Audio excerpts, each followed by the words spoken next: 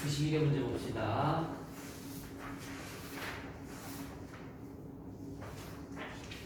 91의 1번. 다음 중 일반 기업 회계 기준상 재무제표에 대한 설명이 다 틀린 것을 물었습니다. 정상 영업주기 내에 정상 영업주기라는 것은 원재료를 사와서 제품을 만들어서 판매해서 대금이 회수될 때까지 기간을 정상 영업주기라는 말을 쓰는 거예요. 여러분 우리 보통 1년 기준으로 유동 비유동을 나눠주잖아, 그치? 근데 여기 잠깐만 볼까요? 조선업 같은 데는 조선업 같은 경우에는 철강이랑 원자재를 수입해서 배라는 제품을 만들어서 판매하고 대금이 회수될 때까지 기간이 1년 안에 끝나진 않겠지, 그치? 1년이고 걸릴 수도 있죠. 그래서 만약에 1년 6개월이 걸린다? 그럼 그 1년 6개월이 정상 영업주기예요. 거기는 1년 6개월 기준으로 해서 유동 비유동을 나눌 수 있다는 얘기입니다. 무슨 말인지 가죠?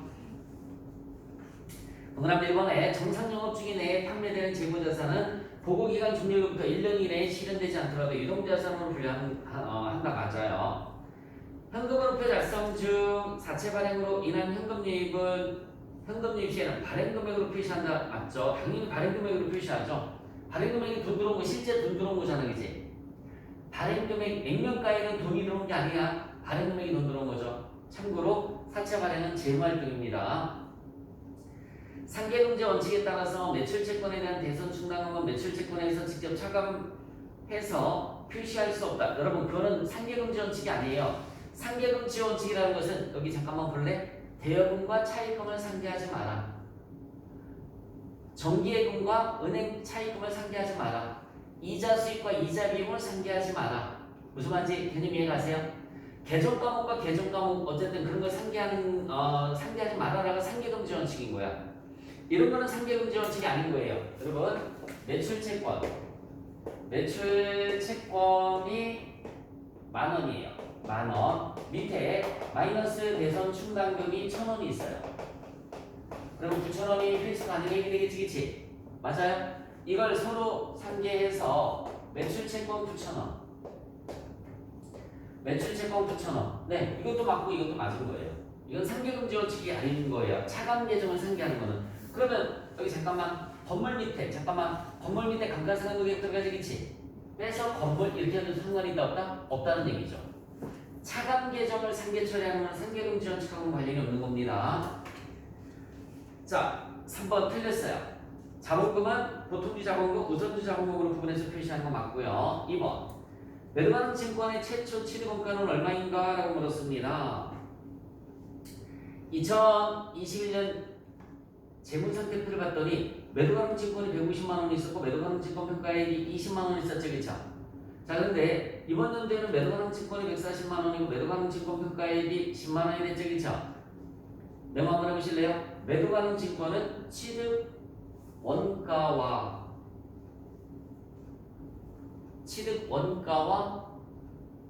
비교한다.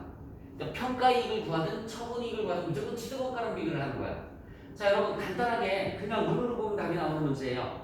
매도가능 증권 평가이익이 얼마 있어요? 10만원 있죠?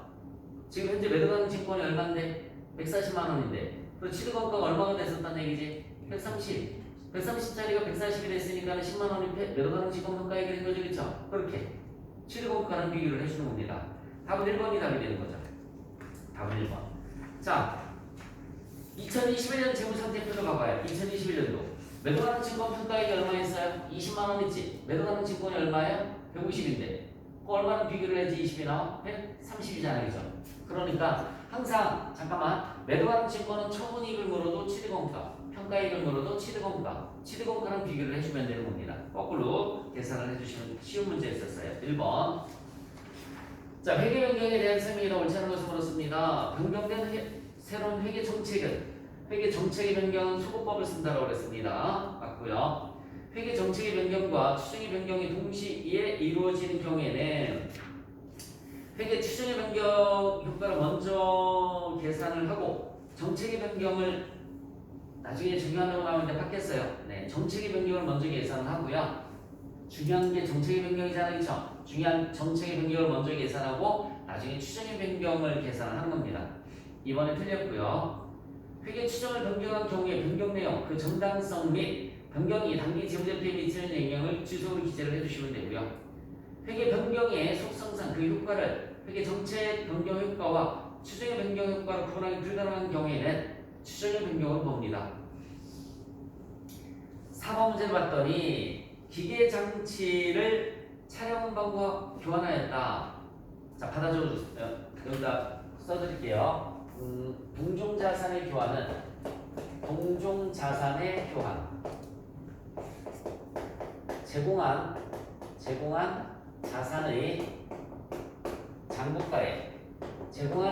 장부가액 플러스 현금 지급액이 취득원가 그리고 얘네는 처분 손익을 인식하지 않습니다. 이종자산의 교환은 제공한 자산의 공정가액이에요. 제공한 자산의 공정가액 플러스 현금 수령액, 현금 지급액 똑같이 현금 지급액. 그러면 얘가 취득원가가 되는 거예요. 그러니까 장부가액이냐 공정가액이냐 차이인 거죠. 그리고 얘네는 당연히 처분 손익을 인식을 합니다. 자, 여기에서 기장치 공정가액이 450만 원일 때 촬영 방구의 취득가액은 얼마인가? 여러분, 기장치와 촬영 방구는 서로 다른 자산이죠. 이종자산입니다. 제공한 자산에 기장치 장부가액은 500만 원, 20만 원 현금 수령을 하였다. 기장치 공정가액은 얼마라고 나와 있어요? 450만 원. 여기 봐봐. 이종자산의 교환이고요. 제공한 자산의 공정가액은 450만 원이에요. 플러스 현금 지급액인데 여기에서는 여러분 현금을 지급한 게 아니라 현금을 받았죠, 그쵸? 그럼 마이너스지 뭐. 마이너스 20, 그치? 오케이? 그럼 얼마입니까? 430. 그거 두 개 암기하세요. 현금 지급을 내가 플러스라고 썼잖아, 그치? 그 현금을 받았으면 마이너스가 되는 겁니다. 만약에 여러분 기계장치와 기계장치를 교환했어요. 기계장치와 기계장치를 교환했으면 동종자산이 되는 거지, 그치? 그리고 여기다가 장부가액이잖아. 장부가액이 얼마예요? 500. 현금 수령액이 얼마 있어요? 20. 그래서 480이 답이 되는 거지, 그치? 480이 답이 되는 겁니다. 근데 여기서는 이종자산의 교환이니까 공정가액, 갖고 계산을 했습니다. 5번. 재고자산에 대한 설명이다. 옳지 않은 것을 물었습니다. 정상적인 영업 과정에서 판매를 위해서 보유하거나 생산하는 과정에 있는 자산 또는 서비스 제공 과정에 투입될 원재료나 소모품의 용도로 존재하는 자산을 말한다. 맞고요. 재고자산은 취득원가를 장부금액으로 한다. 다만 시가가 취득원가보다 낮은 금액에는 시가를 장부금액으로 한다. 이걸 세 글자로 뭐라고 할까요? 저가법이라고 하죠. 저가법. 시가가 취득원가보다 낮은 경우에는 시가를 장부금액으로 할 수 있다. 이걸 다른 말로 저가법이라고 합니다. 자, 보험료는 재고자산 취득 과정에서 정상적으로 발생했다 하더라도 매입원가에 가산하지 않는다라고 나와있는데 3번 틀렸죠? 여러분, 해외에서 기계를 수입해 갖고 옵니다. 그러면은 저 미국에서 수입해 갖고 와요. 배에 선적을 하겠죠? 그럼 보험 들어야 안 들어요? 들잖아. 그렇지? 그럼 보험료는 뭐야? 운송보험료죠, 그쵸? 운송보험료는 재고자산 취득원가에 당연히 들어가는 거죠. 운송보험료는 재고자산 취득원가에 당연히 들어가는 거야. 그래서 3번 틀렸어요. 성격이 상이한 재고자산을 일괄 구입했을 때는 공정가치 비율에 배분을 해주시면 됩니다. 공정가치 비율로 배분을 해주시면 되는 거고요. 자, 그 다음에 옳지 않은 것은 어쨌든 3번이었고요. 6번. 보조보험비를 제조보험에 배분하는 방법이다. 틀린 것은 옳습니다.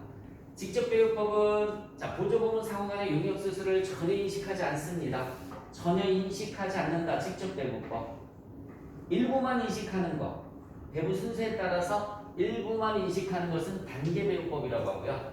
완전히 인식하는 것은 뭐라고 할까요? 완전히 인식하는 것은 상호 배부법이라고 하죠. 우리 다시 한번 완전히 인식하지 않는 것. 직접 배부법. 일부만 인식하는 것. 단계 배부법. 완전히 못 인식하는 건 상호 배부법이에요. 자. 변동비, 고정비로 구분하는 걸 이중배분법이라고 해요. 구분하는 건 이중배분법. 이번에 틀렸네. 구분하지 않는 것은 단일배분법이라고 하고요. 구분하지 않는 것은 단일배분법. 구분하는 것은 이중배분법이라고 합니다. 단계배분법을 사용하는 경우 가장 먼저 배분되는 보조부문비는 다른 보조부문에도 배분될 수 있습니다. 상호배분법은 그죠? 용역소수가 중요한 경우에 적용하는 거 맞죠? 틀린 것은 2번. 예전 배분하고 있다. 공식 C라고 그랬지, 그치? 자, 여기 볼까요? 첫 번째, 제주간접비 연간 예상액. 제주간접비 연간 예상액 나누기 예상시간. 예상시간은 예정배분율. 제주간접비 연간 예상액 나누기 예상시간 예정배분율. 두 번째, 예정배분율. 예정배분율 곱하기 실제 시간은 예정배분액. 일단 쓰고 보는 거예요. 이렇게. 세 번째는 예정배분액이 실제 발생액보다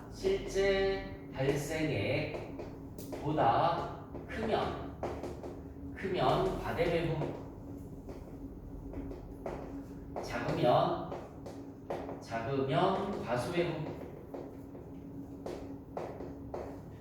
자, 제주간접비 연간 예상액 나누기 예상시간이 예정배분율이고요. 그 예정배분율 곱하기 실제 시간이 예정배분액. 예정배분액이 실제 발생액보다 크면 과대배분, 작으면 과소배분이라고 그랬습니다. 대입 한번 해봐요.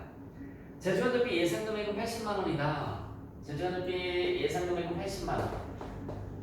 80만원. 예상 노무시간은 1000시간이라고 나와있죠. 예상시간은 1000시간. 그럼 800원이죠. 예정배분액은 800원. 여기 800원이 들어갑니다. 자, 800원 곱하기 실제 노무시간은 1050시간 나와있어요. 1050시간 곱해주면 예정배분액이 얼마 나옵니까? 8인 8 8호 40 84만원? 84만원. 예정배분액이 84만원이에요. 84만원인데 실제 제주간접비는 86만원이다. 여러분 예정배분액이 실제 발생보다 작은 거죠, 그쵸? 과소배분 얼마? 2만원. 2만원 과소배분가 되는 거죠. 답은 1번입니다.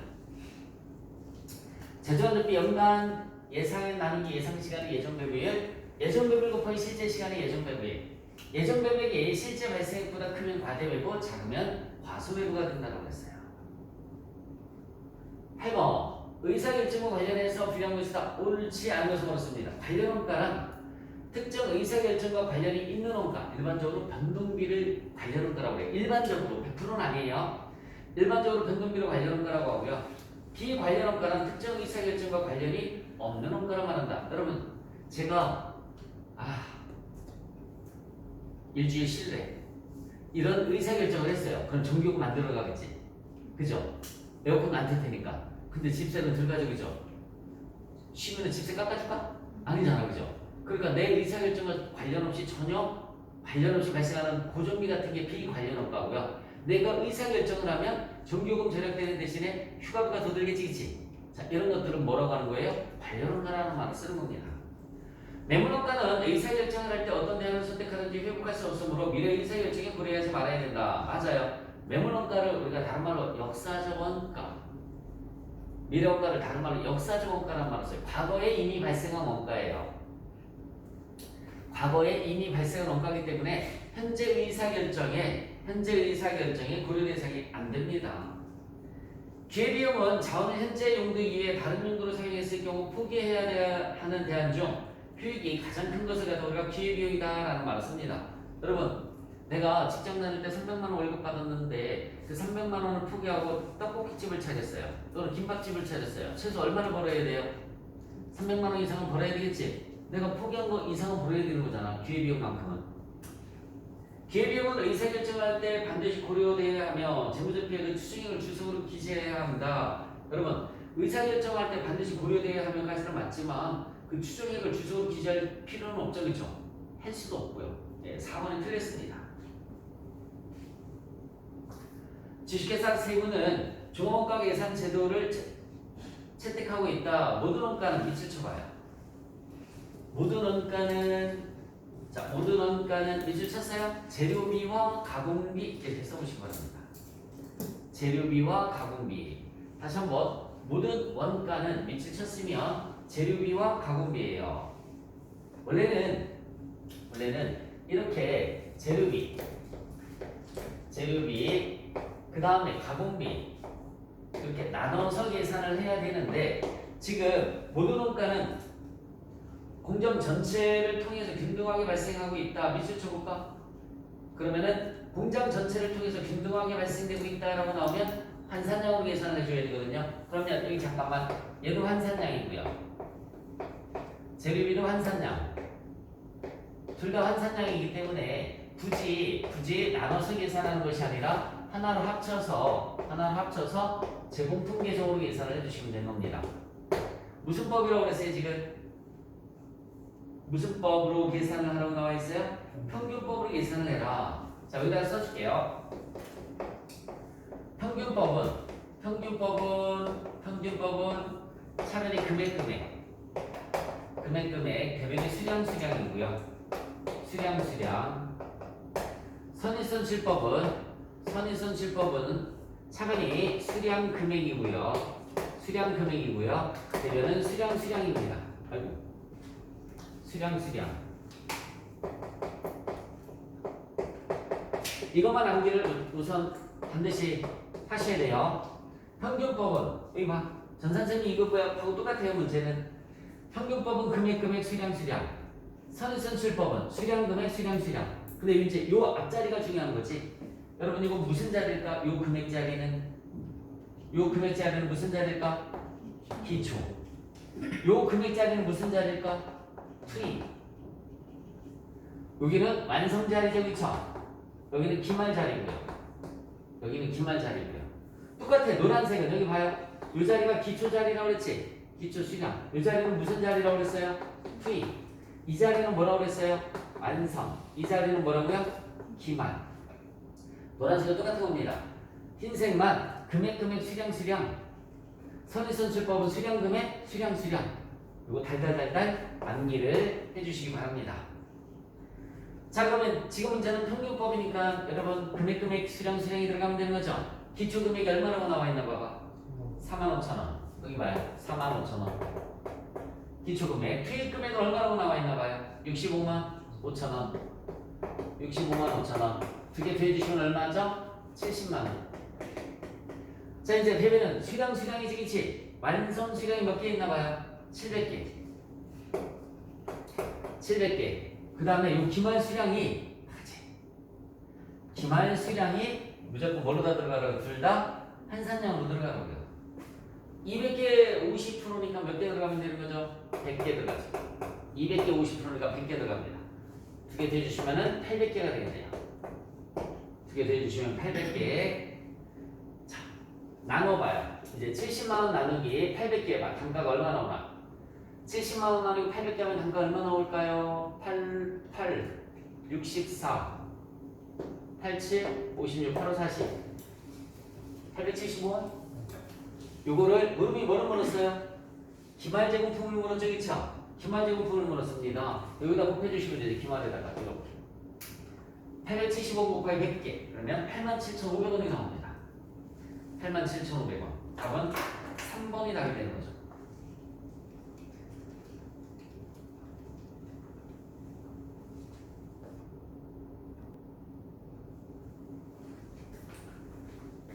다음 문제 봅시다. 표준업과 계산자들을 채택하고 있다. 고정 제조원들은 기계 시간을 기준으로 배부하고 있는데 제품 단위당 4시간의 기계 시간이 소요된다. 기준적 들고 하면 얼마인가 라고 물었습니다. 우리 제조간접비는 변동비가 있고 뭐가 있냐면 고정비가 있어요. 고정비. 자, 이거 구하는 공식은 여기 실제 발생액이 들어가고요. 실제 발생액. 여기는 기준조업도 곱하기 예정배부율. 여기는 표준시간 곱하기. 여기는 표준시간 곱하기 예정배부율. 이 표준 시간은 실제 생산량에 허용된 단위당 표준 시간. 이 실제 발생액과 자, 요거를 우리가 예산액이라고 하거든요. 기준 조업도 곱하기 예정 매출 예산액이라고 해서 얘를 예산 차이라고 해요. 예산 차이. 그리고 이렇게 비교해 준 것을 우리가 조업도 차이라는 말을 씁니다. 조업도 차이. 예산액이 얼마라고 나와 있어요? 제품 단위당 4시간에 기계시간. 단위당 시간이 4시간. 단위당 시간이 4시간 나와 있고, 일단은 예산액은 2만원 나와 있어요. 여기 예산액이 2만원.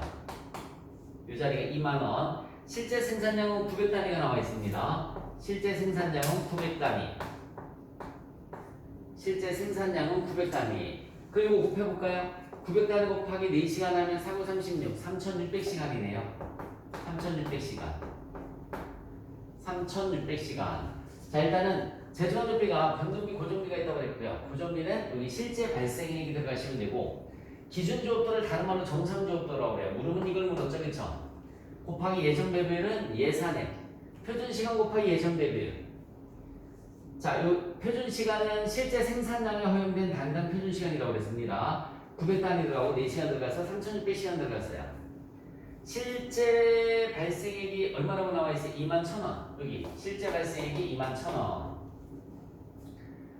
예산 차이는 여러분 여기 봐요. 그래서 실제 발생액이 21,000원인데 예산액이 2만원.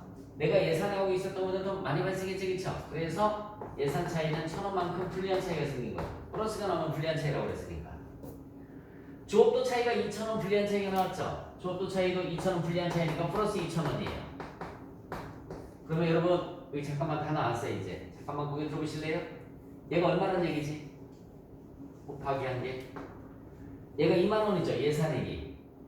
얘가 2만원인데 2,000원 분리가 나오려면 얘는 얼마가 나와야 돼요? 18,000원이 나와야 되지. 18,000원. 그래야지만 2만원에서 18,000원 빼주면 2,000원 나오는 거 되겠지. 자, 이거는요. 예정 배분율은 얼마나 나오나 계산 한번 해볼래요? 18,000원 나누기 3,600시간 한번 해봐. 18,000원 나누기 3,600시간. 18,000원 나누기 3,600시간 하면 얼마 나오죠? 5원 나오나요? 5원. 여러분 그러면 여기 잠깐만 얘가 5원이면 이 자리도 5원이 되는 거죠. 5원.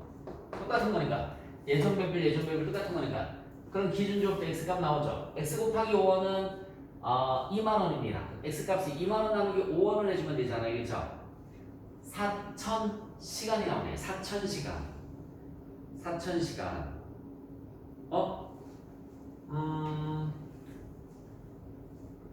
기준조업도가 일단은 4,000시간이 나왔는데 여기에서는 시간으로 안 물고 4,000시간이 나왔는데 시간으로 안 물고 단위로 물었어요. 그렇죠? 그러면 여기 잠깐만 고개 들어봐. 4,000시간은 X단위 곱하기 4시간. 제품 하나 만드는데 4시간 걸린다고 그랬지, 그치? 1000단위 나오네요. 그래서 1000단위 3번이다 그래요. 3번. 여러분 여기 봐요. 실제 생산량 곱하기 4시간에서 3,600시간이 나온 거지, 그치? 그 얘도 역시 마찬가지. X단위 곱하기 4시간에서 4,000시간이 나온 거잖아요, 그죠? 그러니까 X단위는 1000단위가 나오는 겁니다.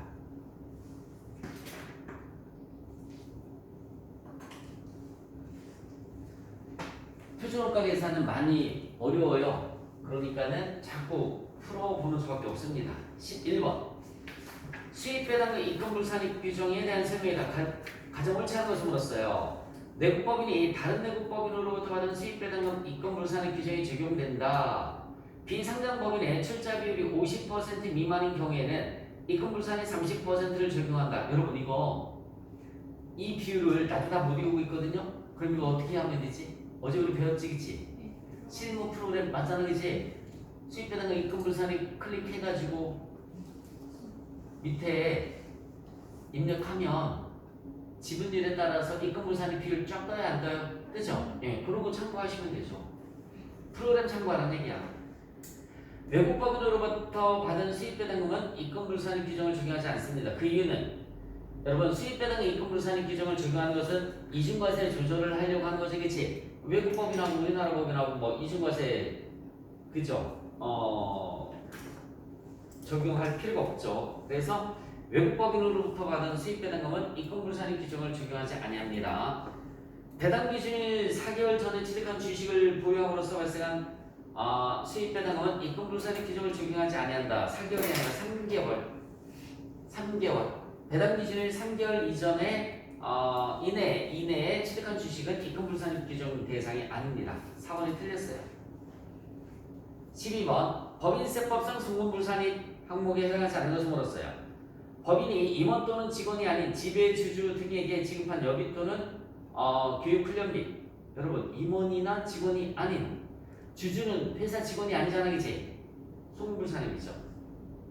업무무관 자산 송금불산입. 업무무관 자산 유지비 송금불산입이라고 했고요. 수액주주 임원이 아닌 출자 임원에 대한 사택 유지비 송금불산입. 파손, 부패, 재고자산의 감액 손실 나와 있습니다. 여러분 파손이나 부패된 건 어쩔 수 없는 거지, 그치? 이거는 예외적으로 인정을 해줘요. 원칙상 재고자산의 평가 손실은 인정이 안 됩니다. 하지만 파손, 부패, 천재지변 이런 것들을 인정을 해줍니다. 4번이 틀렸어요. 틀렸다기보다는 송금불산입 항목이 아닙니다. 13번 소득세법상 사업소득 금액을 계산할 때 총수익 금액에 산입하는 것은 즉 총수익 금액이 법인세법으로 따지면 입금, 우리 기업회계로 따지면 수익, 소득세 환급가산금. 여러분 소득세가 비용 인정이 안 되는 거지. 잠깐만. 법인세가 뭐라고 그랬어? 송금불산입. 법인세 환급받으면 입금불산입이라고 그랬죠. 소득세는 필요경비불산입이란 말이에요. 필요경비불산입. 그래서 얘를 환급받으면 총수익금액 불산입이라는 말을 씁니다. 총수익금액 불산입. 어쨌든 세금은 필요경비가 아니잖아. 세금 환급받은 것도 그러면 총수익금액으로 들어가면 안 된다는 얘기예요. 거래 상대방으로부터 받은 장려금은 총수익금액이 들어가는 겁니다. 2번이네요. 사업자가 자기가 생산한 제품을 다른 제품의 원료로 사용한 금액. 여러분 개인적으로 쓴 게 아니지, 그치? 개인적으로 쓴 게 아니기 때문에 총수익금액이 들어가면 안 됩니다. 사업과 무관한 자산 수중이익도 사업하고 무관하다고 그랬지, 그치? 총수익금액이 들어가면 안 되겠죠. 그래서 사업소득금액을 계산할 때 총수익금액에 산입하는 것은 사업하고 관련되어 있는 것만 들어가시면 돼요. 사업하고 관련되어 있는 것만. 14번 근로소득 연말정산 시 특별세액공제와 신용카드 등 사용금액 소득공제 중복 적용 여부가 틀린 것을 물었습니다. 여러분 의료비 세액공제도 되고 신용카드도 되죠. 중복됩니다. 월세는 특별세액공제, 월세세액공제 되죠, 그쵸? 근데 월세는 신용카드 공제가 돼야 안 돼요? 안 됩니다. 월세도 카드로 내는 사람들이 있나? 있을 수 있겠다. 아니. 그지? 아직까지는 내가 집주인이라고 해도 카드로 받나요? 그러면 안 받을 것 같아요. 보장성 보험료, 보험료 세액공제 되는데 카드는 안 되죠, 그쵸? 교육비는 신용카드 결제한 교복구입비. 여러분 교복은 둘 다 됩니다. 신용카드도 되고 특별세액공제도 되고 둘 다 되는 거예요. 교복구입한 거. 4번이 틀렸어요. 15번 부가세법상 과세 대상인 재원 또는 용익의 공급인 것을 물었습니다. 여러분 토지의 매매는 면세죠. 근데 상가 부수 토지임대는 과세입니다. 국민주택 규모 초과 주택 및 부수 토지의 매매는 과세지만 주택의 임대는 무조건 뭐예요? 면세입니다. 국민주택 규모 이하의 주택 매매 면세입니다. 헷갈려 죽겠죠, 그쵸? 다시 한번 여러분 여기 봐요. 주택의 매매 국민주택 규모 초과하면 과세, 이하는 면세. 근데 주택의 임대는 무조건 면세. 상가인데 무조건 상가는 임대가 됐든 매매가 됐든 무조건 과세예요. 상가는 무조건 과세입니다. 근데 토지는 여기 봐요. 토지는 매매가 면세고요. 임대가 또 과세입니다. 토지 임대는 또 과세입니다. 그런 거 정리해서 잘 기억을 해주시면 될 것 같아요.